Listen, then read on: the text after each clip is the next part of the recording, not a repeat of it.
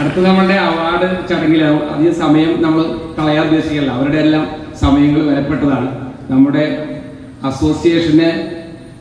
അസോസിയേഷനുള്ള 5 ward, Edathala പഞ്ചായത്തിൻ്റെ 8, 9, 10, കിഴക്കമ്പലം പഞ്ചായത്തിൻ്റെ അവസാനത്തെ 2 വാർഡ് 20, 21, ഈ 5 വാർഡുകളിലൂടെയാണ് നമ്മുടെ അസോസിയേഷനുള്ളത്. 10 റോഡുകളിലായിട്ട് 600 മെമ്പർമാർ. അതിനെ റെപ്രസെന്റ് ചെയ്യുന്ന വാർഡ് മെമ്പർമാർ അവരെല്ലാവരും കൂടെ ഉണ്ട്. പക്ഷെ അവരൊന്നും സമയം നമ്മളെ ചുരുക്കുകയാണ്. അപ്പോൾ അവാർഡ് ദാന ചടങ്ങിലേക്ക് കടക്കുകയാണ്.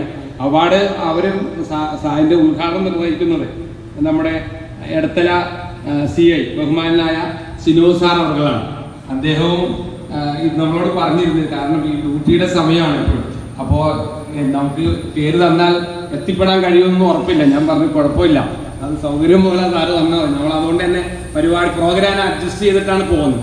അപ്പോൾ ബഹുമാനായ സിനോജ് സാറിനെ അവാർഡ് ദാന ചടങ്ങ് ഉദ്ഘാടനം ചെയ്യുന്നതിന് വേണ്ടിയിട്ട് സ്നേഹപൂർവ്വം ക്ഷണിക്കുക.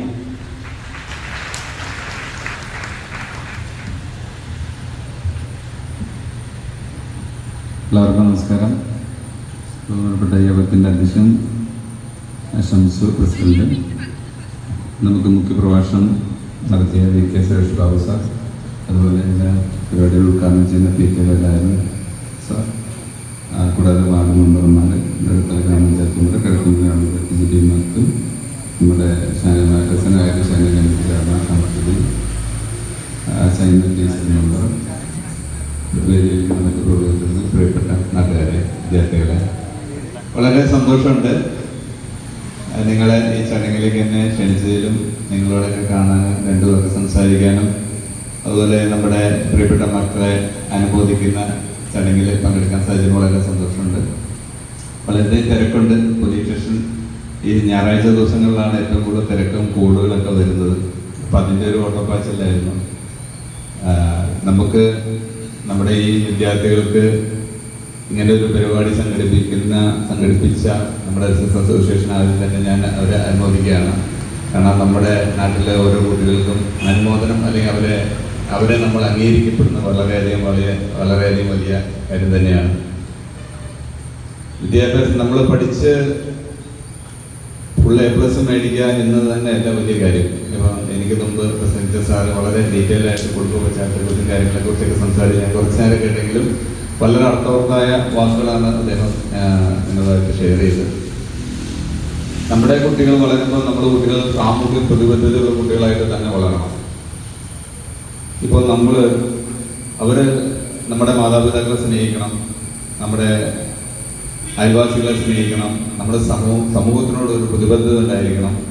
അങ്ങനെ വേണം നമ്മുടെ കുട്ടികളെ വളർത്താൻ. നമ്മുടെ കുട്ടികൾ റെസിഡൻസ് അസോസിയേഷൻ മീറ്റിംഗ് കൂടെയാണ്. നമ്മുടെ കുട്ടികൾ കാര്യങ്ങൾ പഠിച്ച് മനസ്സിലാക്കി വരുന്നത് സ്കൂളിൽ നിന്ന് മാത്രമല്ല, നമ്മുടെ വീട്ടിൽ നിന്നാണ്.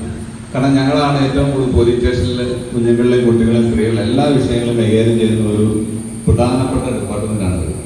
കൊച്ചു കുഞ്ഞുങ്ങൾ പോലും പരാതിയായിട്ട് സ്റ്റേഷനിൽ കയറി വരാറുണ്ട് വീട്ടിലെ പ്രശ്നങ്ങൾ കാരണം. ഇപ്പം ഞാൻ വരുന്ന വഴിക്ക് എൻ്റെ ഒരു പെൺകുട്ടി എന്നെ വിളിച്ചു പറഞ്ഞു, ഒരു വീട്ടിൽ 3 കുട്ടികളാണ്, 3 പെൺകുട്ടികളാണ്. അപ്പോൾ അച്ഛൻ ഭയങ്കര മദ്യപാനമാണ്. മദ്യപിച്ചിട്ട് വന്ന് വീട്ടിൽ അമ്മയായിട്ട് വഴക്കുണ്ടാക്കുന്നു. അമ്മ പറയും, അമ്മ തലേന്ന് കള്ളു പിടിച്ചതിൻ്റെ വിഷയങ്ങൾ രാവിലെ കേൾക്കുമ്പോൾ അച്ഛനുമായിട്ട് പറഞ്ഞ വിഷയം ഉണ്ടാവും. അത് അമ്മയെ ഫേസ് ചെയ്യാൻ വേണ്ടി പുള്ളി കുടിച്ചിട്ട് വീണ്ടും വൈകുന്നേരം വരും, വീണ്ടും അടിയും. കുഞ്ഞുങ്ങൾ ഡെയിലി കേൾക്കുമ്പോഴും കുഞ്ഞുങ്ങൾ സ്കൂൾ വിട്ട് വന്നു കഴിയുമ്പോൾ കേൾക്കുന്നത് അച്ഛനും അമ്മയും അടിപിടി കാര്യങ്ങൾ, അവർ തമ്മിലുള്ള പ്രശ്നങ്ങളാണ്. നിസ്സാരമായ കാര്യങ്ങൾക്കാണ് പ്രശ്നങ്ങൾ ഉണ്ടാകുന്നത്. അവസാനം ഞാൻ അച്ഛനോട് വന്ന് എല്ലാ ദിവസവും പണി കഴിഞ്ഞ് വരാൻ സമയം ചോദിച്ചു. 7 മണിക്ക് പണി കഴിയുമെന്ന് പറഞ്ഞു. ഞാൻ പറഞ്ഞു 8 മണിക്ക് വീട്ടിൽ വന്നിട്ട് 8 മണിക്ക് സ്റ്റേഷനിൽ വന്ന് ഒരു ബുക്ക് മേടിച്ചു കൊടുത്തു. ബുക്കിൽ എല്ലാ ദിവസവും ഒപ്പിടാണ്. ഭയങ്കര മദ്യപിക്കുന്ന ആൾക്കാരെ ഞങ്ങൾ അവരെ കൈകാര്യം ചെയ്യണം. കുടുംബം നന്നാവാൻ വേണ്ടി ചെയ്യുന്ന കാര്യമാണ്. അനിവാര്യമായ കാര്യങ്ങളല്ലെങ്കിൽ കൂടി അവരൊന്ന് കുടുംബം നന്നായിക്കോട്ടെ എന്ന് ചെയ്യുന്ന കാര്യമാണ്. ഇപ്പം മോള് വിളിച്ചിട്ട് പറഞ്ഞു, സാറേ അച്ഛൻ വഴക്കൊന്നും ഉണ്ടാക്കില്ല. പക്ഷേ ഇപ്പോൾ അദ്ദേഹം 8 മണിക്ക് ഒപ്പിട്ടിട്ട് വന്നാൽ 2 അടിച്ചിട്ടാണ് വീട്ടിൽ വരുന്നത്. സാറിൻ്റെ അടുത്ത് വരുമ്പോൾ കള്ളു പിടിക്കത്തില്ല, അതിനുശേഷം കാറിൽ നിന്ന് അടിച്ചിട്ടാണ് വരുന്നത്. എന്നിട്ട് വീട്ടിൽ അമ്മയായിട്ടുള്ള എന്തെങ്കിലും സംസാരമോ പ്രശ്നങ്ങളോ. അപ്പോൾ കുട്ടികൾ ഭയങ്കരമായിട്ട് മാനസികമായിട്ട് ബുദ്ധിമുട്ടാണ്. കുട്ടികളൊക്കെ നല്ല പഠിക്കുന്ന കുട്ടികളെ ഞാൻ മനസ്സിലാക്കി കൊടുത്തോളൂ. മൂത്തോട്ട് ഡിഗ്രിക്ക് പഠിക്കുന്നു, 2ാമത്തെ +2 പഠിക്കുന്നു, ചെറിയ സ്കൂളിൽ പഠിക്കുന്നു. നമ്മുടെ കുടുംബത്തിലെ അവസ്ഥയാണ് ഓരോ കുടുംബത്തിലും ഓരോരുത്തരോട് ചോദിച്ചാൽ അറിയാൻ പറ്റും ഓരോരുത്തരുടെ പ്രശ്നങ്ങൾ. പത്തനംതിട്ട മദ്യപാനം അവസാനം ഇത് എത്തിച്ചേരുന്നത് ഭയങ്കരമായ മോശാവസ്ഥയിലേക്കാണ് എത്തിച്ചേരുന്നത്. പലപ്പോഴും കുറെ കഴിയുമ്പോൾ കുട്ടികൾ ഒളിച്ചോടി പോകും.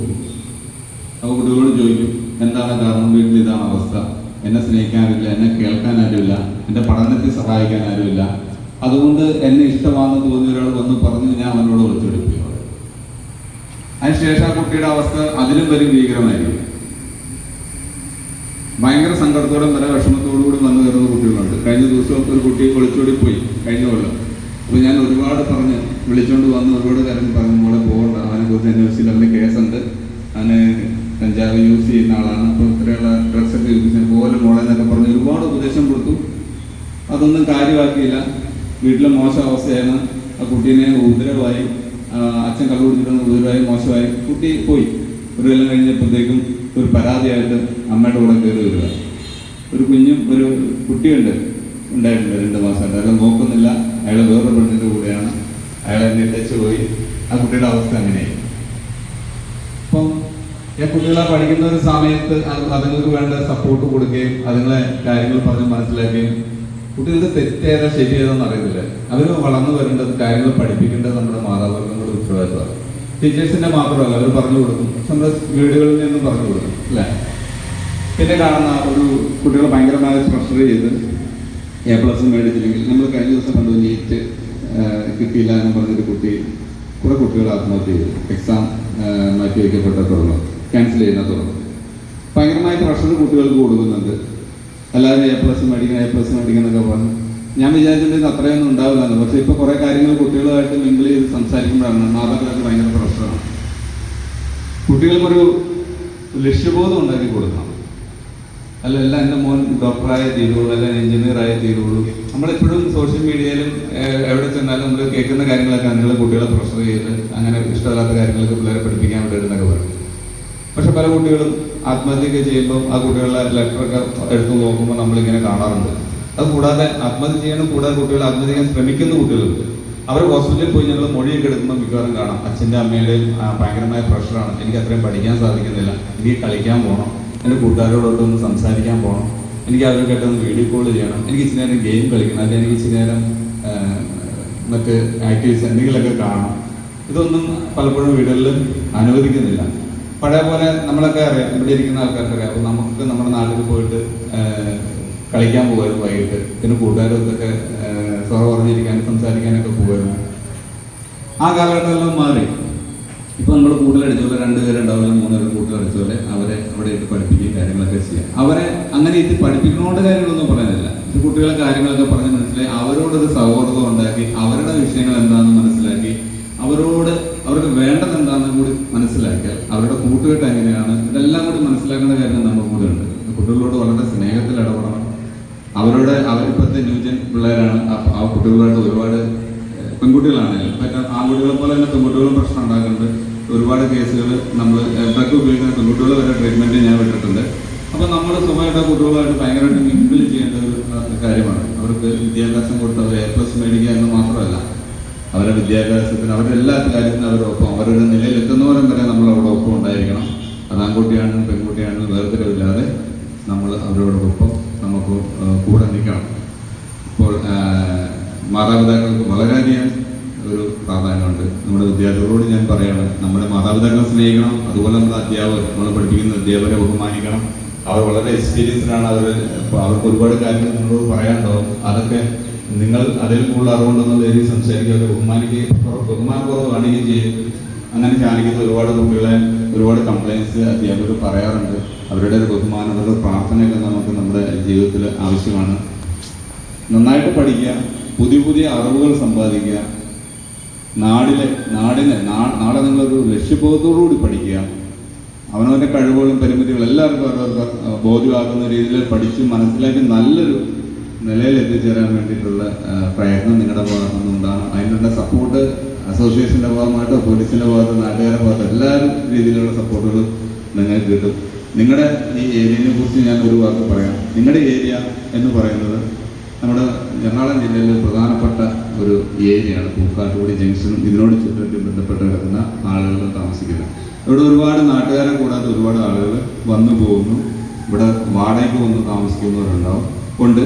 അതുകൂടാതെ ഇവിടുത്തെ ഒരു വലിയ വിഷയമാണ് ഇവിടെ ഡ്രഗ്സിൻ്റെ ഡീലിങ്സ് നന്നായിട്ടുണ്ട്. അതായത് നമ്മുടെ ഇപ്പോഴത്തെ ചെറുപ്പക്കാരായ കുട്ടികൾ വളരെ നല്ല തോതിൽ ഡ്രഗ്സ് ഉപയോഗിക്കുന്നുണ്ട്. നമ്മൾ പറഞ്ഞപ്പോൾ കഞ്ചാവ് എന്ന് പറഞ്ഞാൽ എല്ലാവർക്കും അതിനിപ്പോൾ MDMA എങ്ങനെ ഇരിക്കണമെന്ന് നമ്മുടെ ആളുകൾക്ക് പോലും അറിയില്ല. അതുപോലെ സ്റ്റാമ്പ്, അതുപോലെ ഹൈബ്രിഡ് കഞ്ചാവുകൾ, ഇങ്ങനെയുള്ള സാധനങ്ങളൊക്കെ വളരെ തോതിൽ ഇങ്ങോട്ട് നമ്മുടെ കുട്ടികൾക്കിടയിൽ ഉപയോഗം കൂടി വരികയാണ്. നമ്മുടെ പുറത്ത് ഈ കഴിഞ്ഞു വരുന്ന ജനറേഷനിലുള്ള കുട്ടികൾ ഇതിലേക്ക് പോയി ചാടിയിട്ടുണ്ട്. ഇനി വരുന്ന കുട്ടികൾ നമ്മൾ ശ്രദ്ധിക്കേണ്ട ഇത് അവരുടെ ഈ ബുദ്ധി കുറയ്ക്കാൻ അല്ലെങ്കിൽ കൗമാര പ്രായത്തിൽ ഉപയോഗിച്ച് അവർക്ക് അഡിക്ഷനായി പോകും. അഡിക്ഷനായി കഴിഞ്ഞാൽ മാറ്റിയെടുക്കാൻ ഭയങ്കര ബുദ്ധിമുട്ടാണ്. അത് നമുക്ക് ചെറുക്കണം. നമ്മുടെ നാട്ടിൽ ഇങ്ങനെ ഉണ്ടാകുന്ന കാര്യങ്ങൾ, ഇങ്ങനെ കച്ചവടം ചെയ്യുന്ന ആളുകളെ കൊണ്ട് പോലീസിന് രഹസ്യമായിട്ടാണെങ്കിൽ നിങ്ങൾ വിവരം തരണം. രഹസ്യമായി നിങ്ങൾ നൽകിയാൽ മതി. നിങ്ങളുടെ ഓരോ കുട്ടികൾക്കും അതുപോലെ ഓരോ സ്കൂളിൽ ഞാൻ പരാതി പെട്ടികൾ കൊണ്ട് സ്ഥാപിച്ചിട്ടുണ്ട്. 5 പ്രധാന സ്കൂളുകളിൽ സ്ഥാപിച്ചിട്ടുണ്ട്. ആ കുട്ടികൾക്ക് ആ പരാതി ബോക്സിലും കൊണ്ട് എഴുതി നിങ്ങൾ വിദ്യാർത്ഥികൾക്ക് എഴുതിയ പരാതി പെട്ടിയിൽ എഴുതാം. നിങ്ങൾ 10 ദിവസം കൊടുത്താൽ പെട്ടി ഓപ്പൺ ചെയ്ത് നോക്കുന്നുണ്ട്.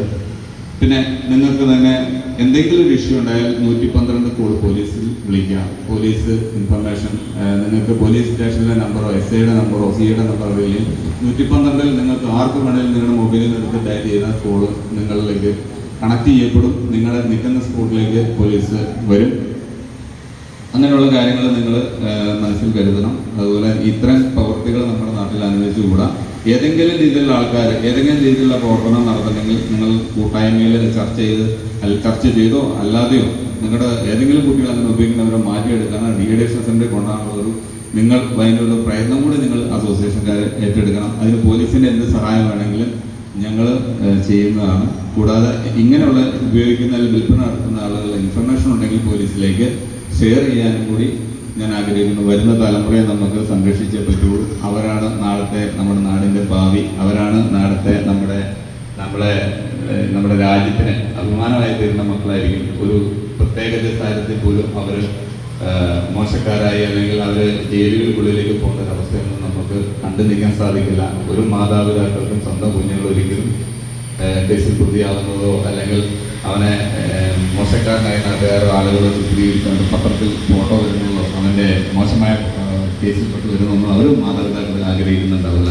ഒരിക്കലും നമ്മുടെ കുഞ്ഞുങ്ങളും എന്ത് ചെയ്യുക അങ്ങനെയുള്ള കാര്യങ്ങളെ കുറിച്ച് നമ്മൾ വളരെയധികം പ്രാർത്ഥിക്കണം. നമ്മൾ ആഗ്രഹിക്കണം. അതിനുള്ള പ്രിക്കോഷൻസ് നമ്മൾ നിർബന്ധമായി എടുക്കേണ്ട ഉത്തരവാദിത്തം നമ്മുടെ കൂടെയാണ്.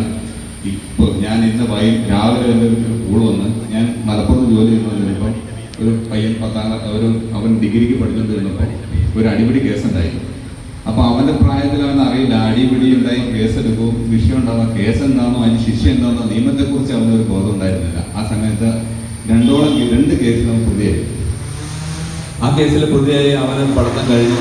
അവന് ജോലിക്ക് അപ്ലൈ ചെയ്യേണ്ട ഒരു സമയം വന്നു പോലീസ് ക്ലിയറൻസ് സർട്ടിഫിക്കറ്റ് വേണം. കേസ് ഉണ്ടെങ്കിൽ അത് കൊടുക്കാൻ പറ്റത്തില്ലോ. അവൻ്റെ പാസ്പോർട്ട് എടുക്കാൻ പറ്റിയിട്ടില്ല. അവനൊരു ഗവൺമെൻറ് ജോലിക്ക് വേണ്ടി അപ്ലൈ ചെയ്യാൻ പറ്റത്തില്ല. പ്രൈവറ്റ് ജോലിക്ക് പോലും ശ്രമിക്കാൻ പറ്റാത്ത അവസ്ഥയാണ്. നമ്മുടെ കുഞ്ഞുങ്ങൾക്ക് അറിയില്ല ഈ കേസിൽ പോയി പെട്ട് കഴിഞ്ഞാൽ ഇങ്ങനെ ഒരു കാര്യങ്ങളുണ്ടെന്നും ഇത് നമ്മളെ ബാധിക്കുന്ന വിഷയമായി മാറുമെന്നൊന്നും കുട്ടികൾക്ക് അറിയത്തില്ല. അവൻ്റെ വലിയ വിഷയം ഉണ്ടാകുമ്പോൾ കോളേജിൽ പോയി വിഷയങ്ങളുണ്ടാകുമ്പോൾ പോലീസ് വണ്ടിക്ക് കല്ലെറിഞ്ഞ് അത് രണ്ട് വ്യക്തികൾ തമ്മിൽ വിഷയമുണ്ട്. അവർ തമ്മിൽ പറഞ്ഞ് കോടതിയിൽ പോയി സെറ്റ് ചെയ്യാം. ഇത് പോലീസിനെതിരെ കല്ലെറിയുകയും പോലീസ് വാഹനത്തിൽ കേടുവരുത്തുകയും ചെയ്തൊരു കേസും കൂടെ ഉണ്ടായി. ആ കേസ് ഇപ്പോഴും നടന്നുകൊണ്ടിരിക്കും. എത്ര കൊല്ലം കഴിഞ്ഞായിരിക്കും ആ കുട്ടിയുടെ ഭാവി എന്തായി തീരുന്നത് നിങ്ങളൊന്ന് ഊഹിച്ചു നോക്കിയാൽ. ഇതാണ് അവസ്ഥകൾ. കുഞ്ഞുങ്ങളെ കാര്യങ്ങൾ പറഞ്ഞ് മനസ്സിലാക്കണം, ബോധവന്മാരാക്കണം. നമ്മൾ ഓരോ ദിവസം കുഞ്ഞുങ്ങളോട് പത്രങ്ങൾ വായിക്കാൻ പറയണം. അത് വലിയൊരു അറിവാണ്. നാട്ടിൽ നടക്കുന്ന ഓരോ വിഷയങ്ങളെക്കുറിച്ചും കുട്ടികൾക്ക് കിട്ടുന്ന വലിയൊരു അറിവാണ്. അത് നിങ്ങൾ കുട്ടികളായിട്ട് ഷെയർ ചെയ്യാൻ അവരെ സുഹൃത്തുക്കളെ പോലെ നിങ്ങൾ കൊണ്ടു നടക്കണം. എങ്കിൽ മാത്രമേ അവർ വിദ്യാഭ്യാസം കൊണ്ടൊരു വലിയ രീതിയിലുള്ള പ്രയോജനം ഉണ്ടാവുള്ളൂ. അവർക്ക് കൊണ്ട് നമുക്കും നമ്മുടെ സമൂഹത്തിനും എല്ലാവരും പ്രയോജനം ഉണ്ടാക്കി തീരാൻ സാധിക്കുള്ളൂ. അത് നമ്മുടെ മാതാപിതാക്കളാണ് ഏറ്റവും കൂടുതൽ. അതുകൊണ്ടാണ് ഞാൻ നിങ്ങളോട് ഊന്നി പറയുന്നത്. നമ്മുടെ റോള് വളരെ വലുതാണ് സമൂഹത്തിൽ. നമ്മുടെ കുഞ്ഞുങ്ങളെ നാട്ടിലെ മുഴുവൻ കാര്യം നോക്കാൻ പറ്റില്ലെങ്കിൽ നമ്മുടെ കുടുംബത്തെ കാര്യം നമ്മൾ പക്കയായിട്ട് നോക്കാൻ സാധിച്ചാൽ നമ്മുടെ കുഞ്ഞുങ്ങൾ നാളെ നല്ല നിലയിലെത്തും എന്നുള്ളത് യാതൊരു സംശയമില്ലാത്ത കാര്യമാണ്. അപ്പോൾ ഈ ഉന്നത വിജയം നേടിയ അല്ലെങ്കിൽ നമ്മൾ നല്ല എല്ലാവർക്കും അവാർഡുകളും സമ്മാനങ്ങളും കൊടുക്കുന്നുണ്ടെന്ന് പറഞ്ഞ് വളരെ സന്തോഷം. ഒരാളെ മാത്രം നമ്മൾ ഒഴിവാക്കേണ്ട, എല്ലാവർക്കും കൊടുക്കുന്നത് തന്നെ. അവരെ അനുമോദിക്കണം, അവരെ നമ്മൾ അറിയണം, അവരെ നമ്മൾ ചേർത്ത് നിർത്തുന്ന മക്കളെ. അപ്പോൾ നമ്മുടെ നാട്ടിൽ നിന്ന് നല്ലൊരു എല്ലാവർക്കും പഠിക്കാനുള്ള കഴിവുണ്ട് കേട്ടോ. പഠിക്കാൻ കഴിവില്ലാത്ത ഒരു മക്കളുമില്ല. നന്നായിട്ട് അവനവൻ്റെ കഴിവ് വിനിയോഗിക്കുക, നന്നായി പഠിക്കുക, നല്ല കാര്യങ്ങൾ പഠിക്കുക, തെറ്റും ശരി എന്തെന്ന് അറിഞ്ഞ് തന്നെ മനസ്സിലാക്കി പഠിച്ചു പോവുക. എല്ലാവരുടെയും ജീവിതത്തിൽ വലിയ വിജയം ഉണ്ടാകട്ടെ എന്ന് പ്രാർത്ഥിച്ചുകൊണ്ട് എല്ലാവർക്കും ആശംസ നേർന്നു.